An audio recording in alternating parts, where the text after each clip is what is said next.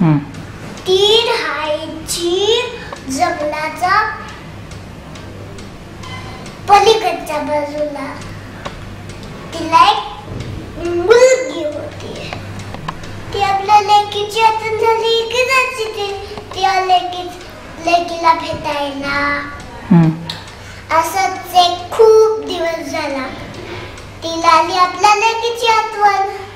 एक दिवस झाला, 2 दिवस झाले, जरा जास्तच आठवण यायला लागली. मग तिने ठरवलं की आता आपण लेकीला भेटायला जायचं. मग तिने आपलं सामान भरलं. सामान म्हणजे काय, कपडे आणि नातवंडांना खाऊ. आणि निघाली म्हातारी. आजूबाजूच्या लोकांना सांगितलं, बाबांनो जरा 2-4 दिवसांनी लेकीकडे जाऊन येते. खूप आठवणीत येते. माझ्या घराकडे लक्ष ठेवा हा. आणि निघाली म्हातारी. जंगलात शिरली. समोरून आला वाघ. म्हातारीला पाहून त्याने डरकाळी फोडली. ती बिचारी घाबरली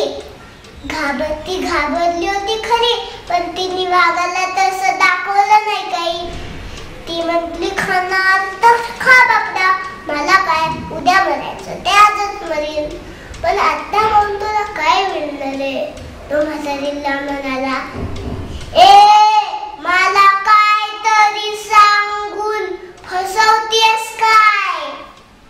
ती म्हणते, फसवत नाहीये मी, पण आता तू खाऊन तुला काय मिळणार आहे, नुसती हाडं. त्यापेक्षा असं कर, मी 4 दिवस लेकीकडे जाते, आराम करते, जा दूध होते, मग मला तू खा, नाहीतर तुला समाधान तरी मिळेल. तो म्हटला, हो हे मात्र खरे. तो म्हातारीला म्हणाला, ठीक आहे, तू जा दूध होऊन ये, मग मी तुला खाईन, पण हे बघ म्हातारे, मला फसवायची प्रयत्न करू नकोस, माझ्याशी गाणे. आणि निघाली. समोरून आला कोल्हा. त्याच्या तोंडाला पाणी सुटलं. त्यांनी तर खूपच दिवसात माणूस खाल्ला नव्हता. त्याला वाटलं की या म्हातारी सोबत जरा ओरडलं ना तरी या म्हातारी घाबरून बदलून जाईल. जोरात ओरडला तरी म्हातारी कसली खमकी उभी तशीचा तशी. तो म्हातारीला म्हणाला, कुठे चाललीयस. ती म्हटली, वाघाला जसं सांगितलं ना तसंच मी कल्ल्याला पण सांगेन. ती आत्ता पाहून तुला काय मिळणार आहे, नुसती हाडं. त्यापेक्षा तू असं कर, मी 4 दिवस लेकीकडे जाते, जा आराम करते, जा दूध होते, मग मला तू खा, नाहीतर तुला समाधान तरी मिळेल.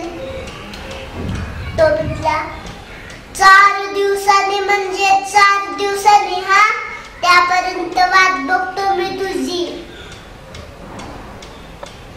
निघाली म्हातारी. मग ती आपल्या लेकीकडे पोचली. मग रोज वेगळे पदार्थ खाऊन आराम करून ती तुणतुणीत झाली.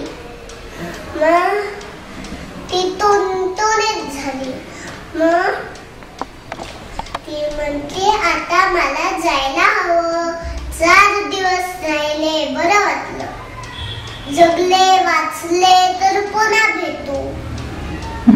ती म्हणते ती म्हातारीला, आई असं का गं बोलतेस, वाईट वाटलं तिला.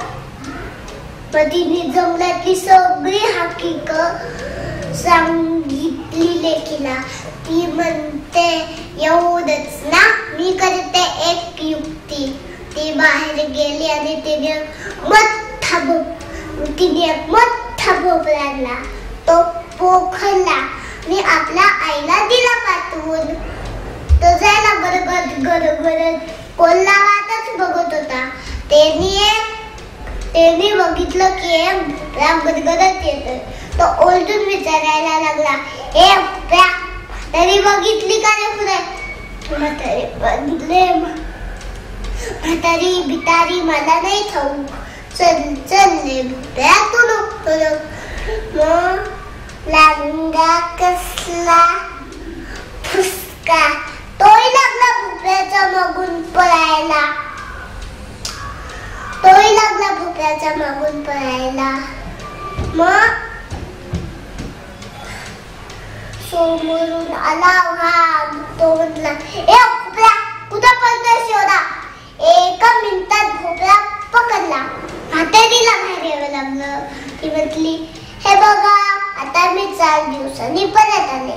आता मला कोणी खायचं ते खा, पण खाण्यापूर्वी माझं डोकं कोण खाणार आणि माझे पाय कोण खाणार ते आधी ठरवा. वाघ म्हणतो, म्हणजे काय? मी डोकं खाणार. कोल्हा म्हणतो, नाही, मी डोकं खाणार. प्रश्न पडला नाही म्हणून भांडण करायला लागले.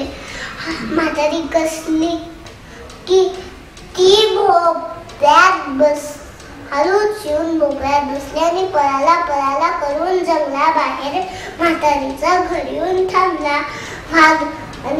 वाघ आणि कोल्हा बसले भांडत बावळटासारखे.